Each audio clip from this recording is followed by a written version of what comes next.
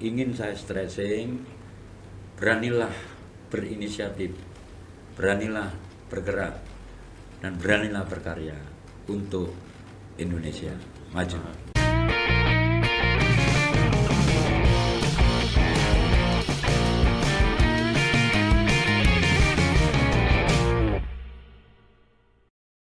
Assalamualaikum warahmatullahi wabarakatuh. Waalaikumsalam. Selamat datang teman-teman podcast Kejaksaan Negeri Batanghari di episode pertama podcast Kejaksaan Negeri Batanghari bersama saya Muhammad Rehan Bismillah. Nah, teman-teman, pada siang hari ini kita sudah kedatangan satu tamu yang sangat spesial, Bapak Sugi Carvalho, Kepala Kejaksaan Negeri Batanghari. Terima kasih Bapak izin sudah meluangkan waktunya, sudah mau diundang di podcast Kejaksaan Negeri Batanghari Bapak. Sebenarnya saya mengundang ini juga nervous Pak. Ini saya mau wawancarainya ini. Karena memang Bapak sebagai Kepala Kejaksaan Negeri Batanghari, pimpinan di sini sudah mau meluangkan waktunya berbagi kepada teman-teman di podcast Kejaksaan Negeri Batanghari ini Pak. Ya. Terima kasih. Siapa Pak? Nah, pada siang hari ini teman-teman kita akan membicarakan terkait zona integritas menuju WBK WBBM yang saat ini sudah dicanangkan oleh Kejaksaan Negeri Batanghari. Kita ingin mengetahui dari Pak Sugi ini sebenarnya apa Pak izin terkait program zona integritas menuju WBK WBBM ini Pak? Ya, terima kasih. Ini Mas Rehan ini. Siapa? Waduh, ini andalan kami ya yang bisa nantinya sejalan dengan arah kebijakan pimpinan bahwa masing-masing satker untuk bisa membuat komitmen. Nah, sarana yang akan digunakan dalam pembangunan zona integritas ini tentunya adanya komitmen yang dibangun oleh semua pegawai. Siap. Semua pegawai dan komponen-komponen yang mendukung. Nah, tentunya untuk mewujudkan ini semua, saya selaku Kepala Kejaksaan Negeri Batanghari sebagai role model, tentunya ini kami melihat, mengevaluasi sarana prasarana yang sebelumnya bagaimana. Nah, apa yang perlu ditingkatkan untuk kebutuhan untuk meningkatkan produktivitas pelayanan kepada masyarakat khususnya sesuai dengan tugas dan fungsi kejaksaan.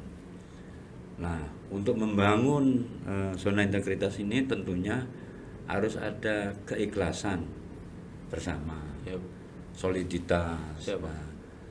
Nah, yang ingin saya tularkan berdasarkan pengalaman-pengalaman saya di mana saya bertugas, nah, tentunya saya punya wawasan. Kemudian wawasan ini bisa saya implementasikan bersama-sama teman-teman di sini. Sebenarnya berarti bagaimana untuk merubah mindset teman-teman di Kejaksaan Negeri Batanghari ini Pak untuk mindsetnya itu pelayanan ya Pak kepada masyarakat, pelayanan prima kepada masyarakat ya Pak.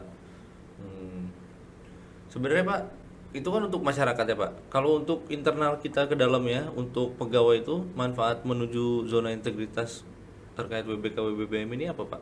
Nah, tentunya di sini kita ingin generasi penerus kejaksaan ini bisa mendapatkan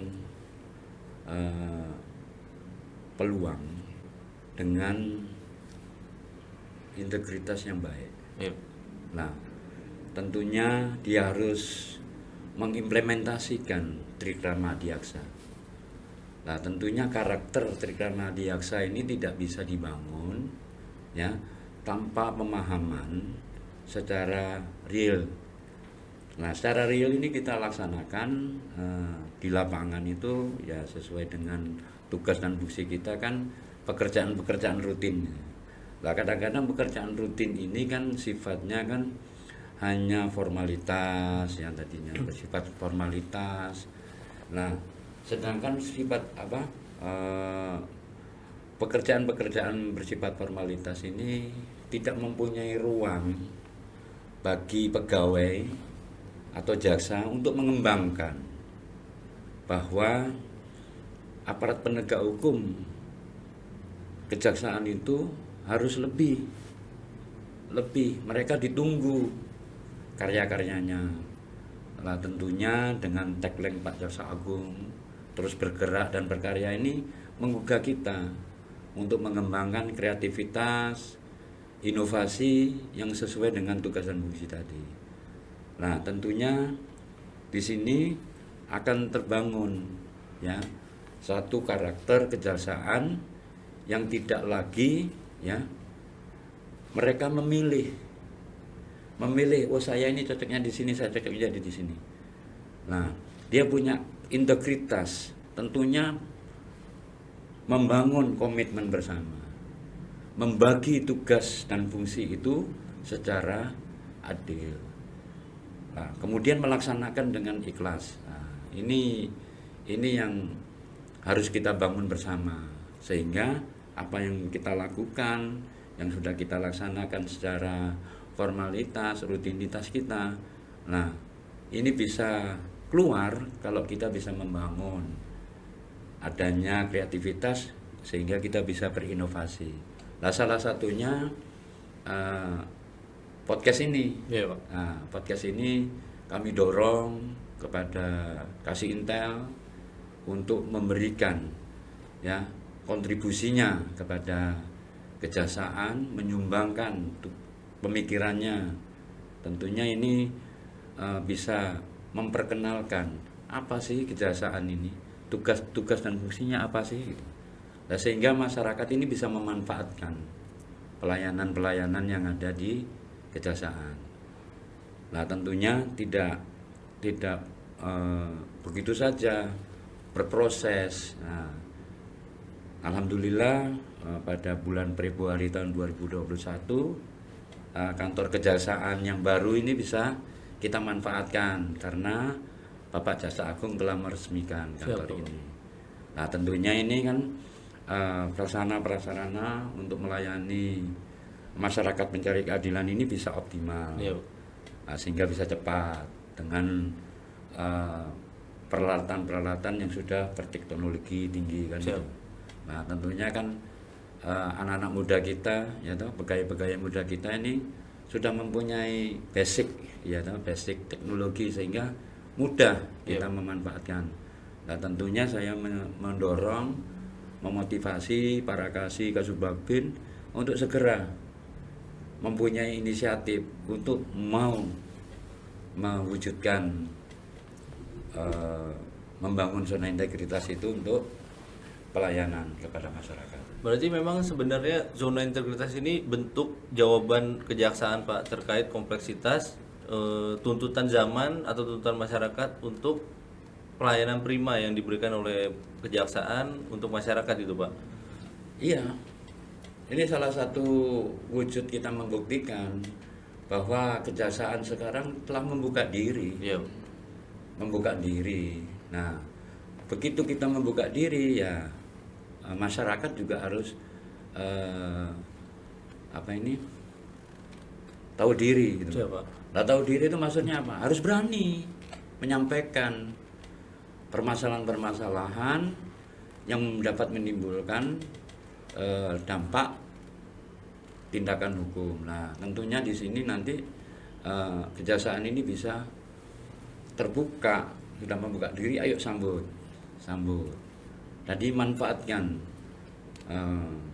layanan-layanan kejaksaan ini untuk menjawab ya toh, mencari keadilan. Iya.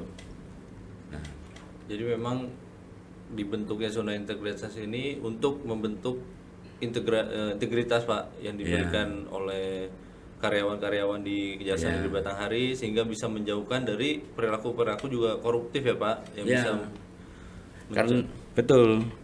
Karena di pembangunan zona integritas itu ada 6 area yang kita bangun.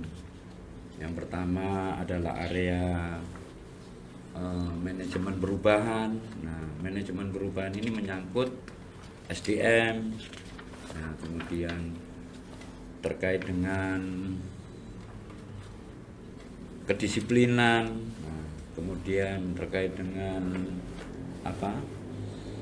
kemampuan peningkatan kemampuan intelektualnya. Nah, di sini keberanian mengambil inisiatif.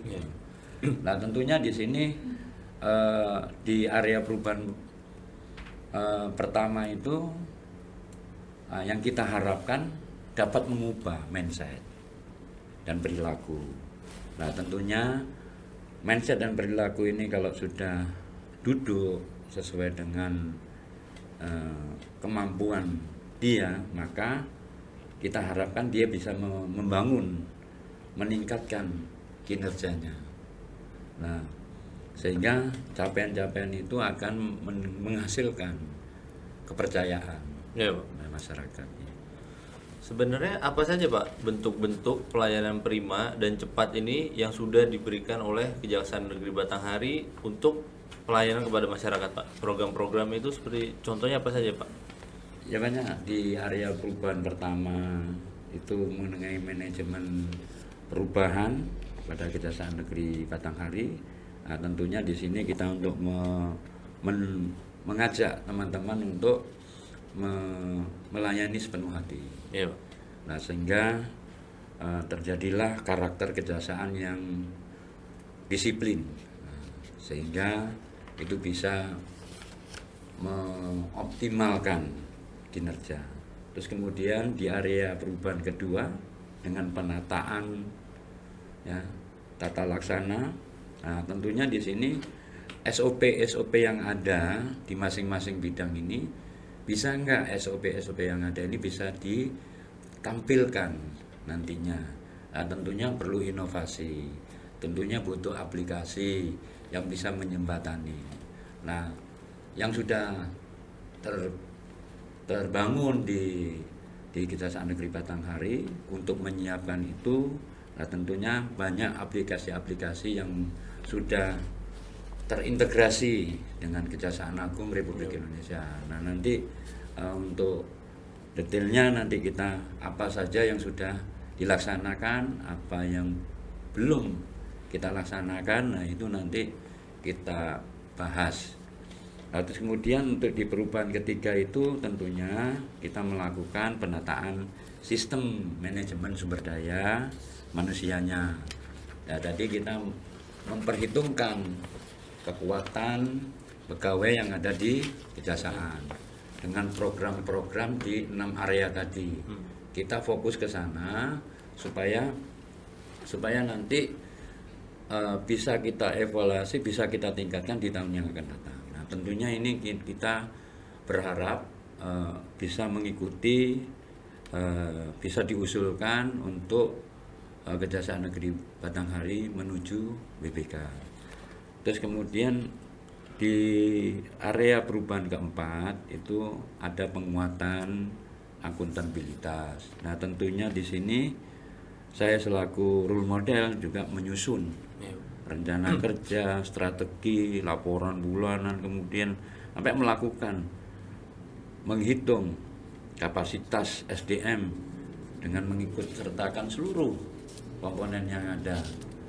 Nah, kebersihan kantor, kemudian adanya tempat-tempat untuk ruang publik gitu ya, yang nantinya ruang publik ini kita sediakan untuk menghindari tatap muka, sehingga pegawai-pegawai kita, para kasih kita itu tidak terpengaruh. Gitu.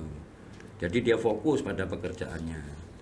Kemudian di area ke-6, tentunya di sini kita ingin meningkatkan kualitas pemanfaatan teknologi. Nah, kualitas pemanfaatan teknologi ini kan tidak mudah. Mungkin sarana prasarana peralatannya bisa kita upayakan, kita bisa adakan. Namun untuk meningkatkan kemampuan SDM-nya ini perlu pelatihan. Perlu strategi, perlu sharing knowledge dengan Kominfo, bisa dengan teman-teman di pers, ya ini bisa kita kembangkan ke depannya nanti. Nah, tentunya ini kan baru pertama kali kita melaksanakan ini.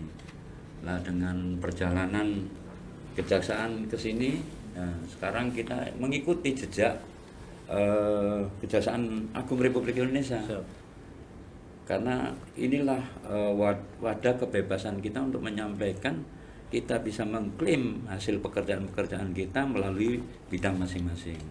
Nah, nanti Mas Rehan bisa memanggil tuh, mengajak bincang-bincang dengan para kasih. Siapa Pak? Apa sih capaian di Bidum? Apa sih capaian ini?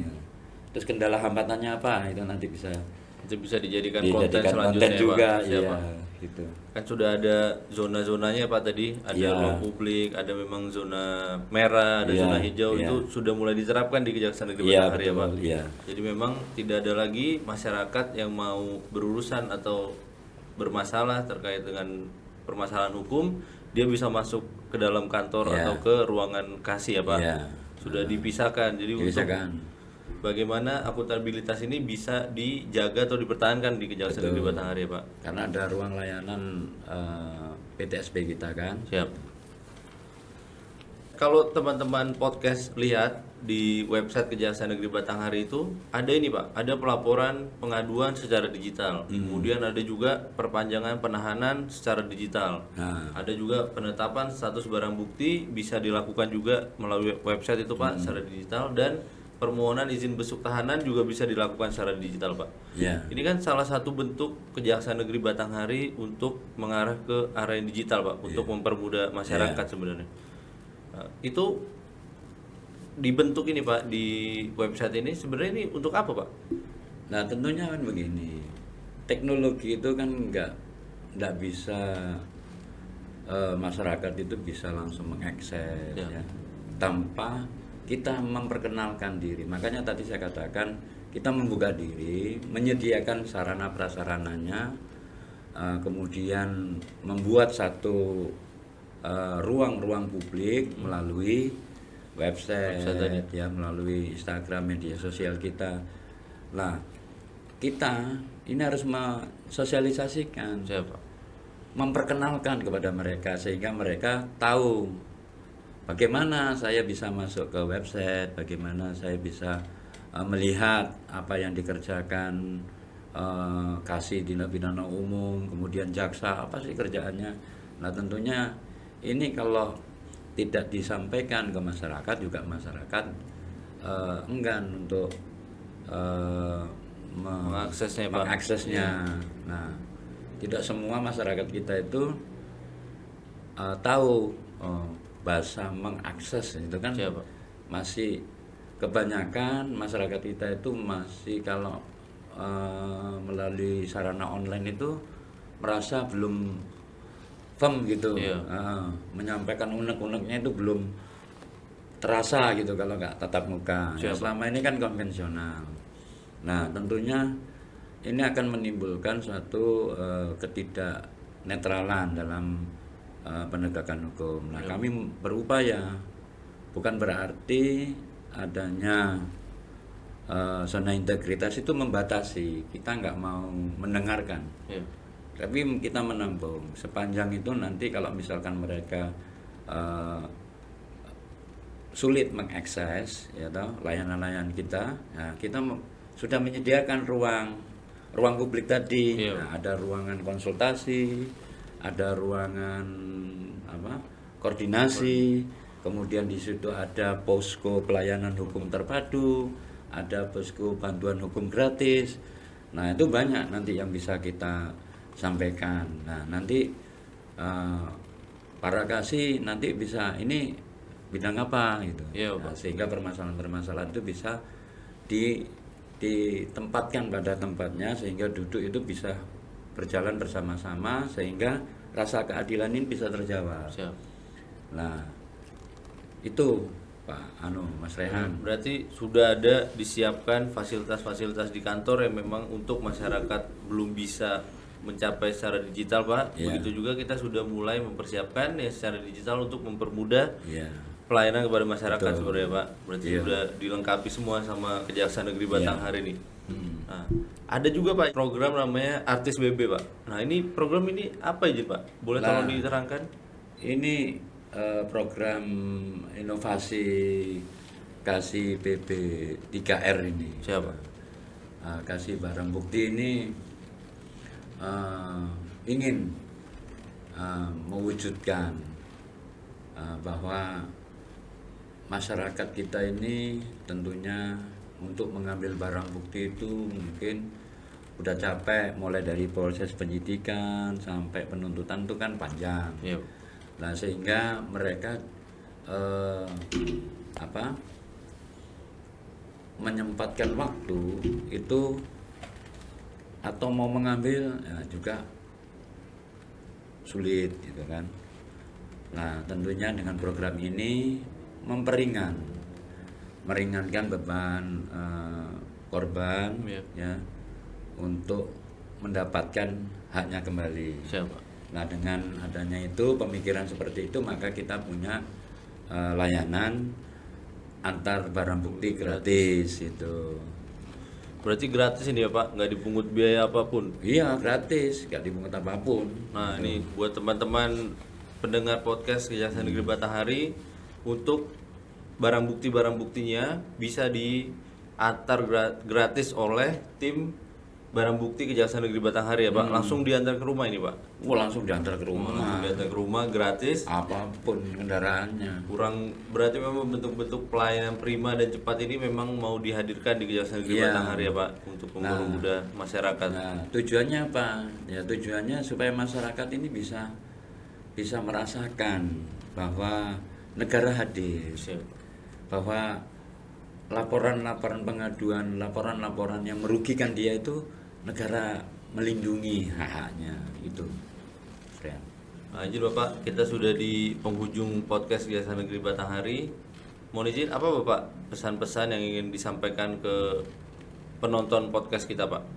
Wah, pesan saya begini Mas Rehan. Pertama saya masuk di Kejaksaan Negeri Batanghari ini, saya terkesan baik karena saya melihat bahwa peradaban Kabupaten Batanghari ini luar biasa. Siap.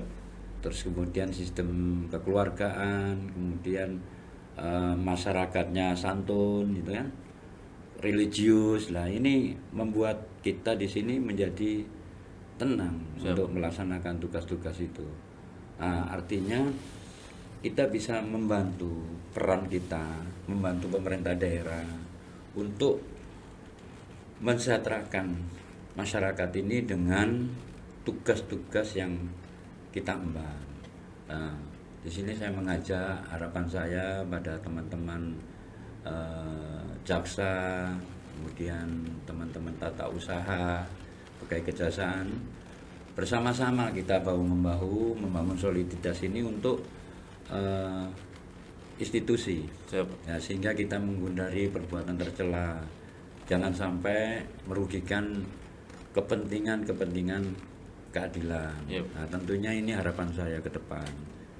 Nah, mungkin yang ingin saya stressing, beranilah berinisiatif, beranilah bergerak, dan beranilah berkarya untuk Indonesia maju. Mantap quotes-nya nih Pak. Terakhir ya, kata-kata penutupnya untuk teman-teman podcast Kejaksaan Negeri Batanghari Pak. Mohon izin Bapak, kita sudah selesai acara wawancaranya terkait zona integritas menuju WBK WBBM ini Bapak. Terima kasih banyak Pak sudah mau meluangkan waktunya di podcast Kejaksaan Negeri Batanghari. Ya, sama-sama Mas Rehan. Untuk teman-teman semua, sudah dijelaskan tadi oleh Pak Kajari terkait dengan fasilitas-fasilitas di kantor Kejaksaan Negeri Batanghari atau bagaimana program-program untuk mempermudah pelayanan kepada masyarakat. Teman-teman semua, wassalamualaikum warahmatullahi wabarakatuh. Kejaksaan Negeri Batanghari, sigap!